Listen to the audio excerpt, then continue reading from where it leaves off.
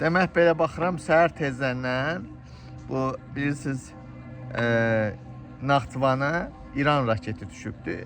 Elə hamı baxıram. Hamı İranı qınayır ki, bəs güya İran qəsdən Naxçıvanı vurubdur. Sizin bilmədiyiniz çox şeylər var. Baxıram bütün o İsrail, Azərbaycan kanalları bilirsiniz ki, hamısı hakimiyyətdə İsrailin köpəyidir. Bütün jurnalistlər, medialar hamısını töküblər İrana qarşı. Amma bilmədiyiniz şeylər var, ay bədbaxtlar. İran elə bir ölkədir ki, o heç vaxt bilmədiyi yeri vurmaz. İran dəlidir ki, durduq yerdə Azərbaycan vursun. Bilirsiniz niyə görə vurur İran oranı? Özü tamamən başqa bir məsələdir. Qəsdən nə aeroportu vurub, nə də ki, orada məktəbi vurub İran. Xeyr, belə bir söhbət yoxdur. İndi mən sizə izah edeyim. Videonu bəyənin, paylaşın. Hətta aylar yox, illər əvvəl boğazımı şəxsən mən cırırdım ki, İlham Əliyev Azərbaycanın qan gölünə çevriləcək. Bilirsiniz niyə? Naxçıvanda bilirsinizmi nə qədər İsrailin bazaları var? Nə qədər ora İsrail ora silah gətirib doldurub ki, bax bu gün üçün Naxçıvandan İranı vuracaq. Bədbaxt yığını. Siz bunları bilirsinizmi? Hə, bilmirsiniz. Hardan biləsiniz? Elə yapışmış İran vurdu, İran rəket.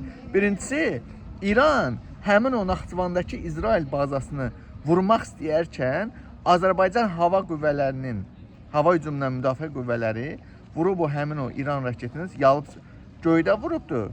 O da gəlib düşüb aeroport ərazisinə, Naxçıvandakı aeroport ərazisinə, məktəb yaxınlığına. İran heç vaxtı Azərbaycanı vurmaz. Dediyim kimi, nəinki Naxçıvanda, Gəncədə belə, hətta Azərbaycanın bir çox bölgələrində İsrailə məxsus bazalar var. Və İranın məqsədi o bazalara vurmaqdır. İndi baxıram Azərbaycan hakimiyyəti bəyanat yayıb ki, biz bunu cavabsız qoymayacağıq. Dünən, hansı ki, dünən yox sırağa gün Türkiyə raket atıldı. O raket Amerikan bazaları var idi Türkiyədə. Hədəf oraydı. Türkiyə hava hücumundan müdafiə sistemi oranın şeylədi, qorudu. Yəni bugün Türkiyə, bilirsiniz, Erdoğan İsrailin köpəyidir. Türkiyə Amerika ilə İsraili qoruyur. Bugün də Azərbaycan İsraili rəsmən qorudu. Naxçıvandakı o İranı üstünə düşüb eləyincə, gedin Azərbaycan hakimiyyətinə, İlham Əliyev əgər kişiliyiniz, toxunuz çatırsa, gedin sual verin də. Naxçıvanı niyə görə vurur? Naxçıvanda İsrail bazalarının, silahlarının nə işi var?